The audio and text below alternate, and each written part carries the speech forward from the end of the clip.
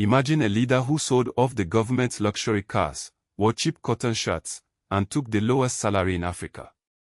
A president who appointed women to half his cabinet, vaccinated millions of children, and renamed his country to mainland of incorruptible people. This was Thomas Sankara, the revolutionary leader of Burkina Faso, whose radical 4-year transformation of a nation ended in betrayal and murder. Born in 1949 in the small town of Po, then part of French colonial Upper Volta, Sankara grew up witnessing the scars of imperialism. By age 33, he seized power in a bloodless coup, vowing to break the chains of foreign dependence. His first act was symbolic and seismic.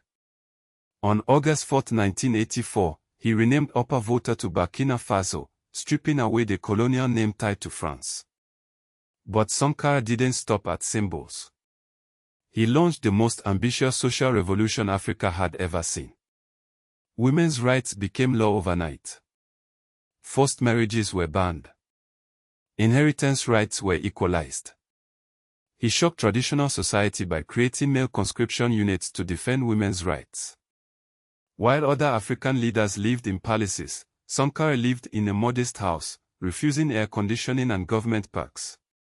He sold a fleet of Mercedes-Benz cars used by ministers, replacing them with basic Renaults. His salary was frozen at $450 a month, the lowest of any African leader.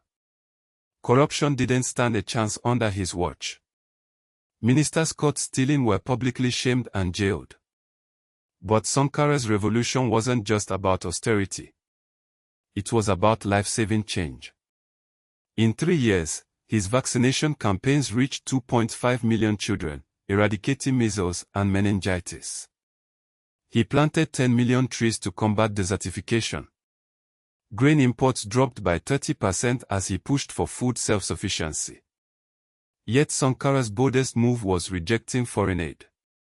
He declared Africa must stand on its own feet, even as drought and poverty gripped his land. His speeches at the United Nations became legendary, calling out Western hypocrisy and demanding African unity. He dreamed of a continent with one currency, one passport, one voice. But powerful forces were plotting against him. On October 15, 1987, gunfire erupted at the presidential palace. Sankara, just 37 years old, was gunned down by soldiers loyal to his former friend Blaise Compaoré. The assassination was covered up for decades, his legacy erased from textbooks. But the people never forgot. Today, murals of Sankara cover Ouagadougou. His speeches inspire a new generation fighting French influence in West Africa. In 2022, Compaoré was finally convicted of Sankara's murder. The incorruptible man had won in the end.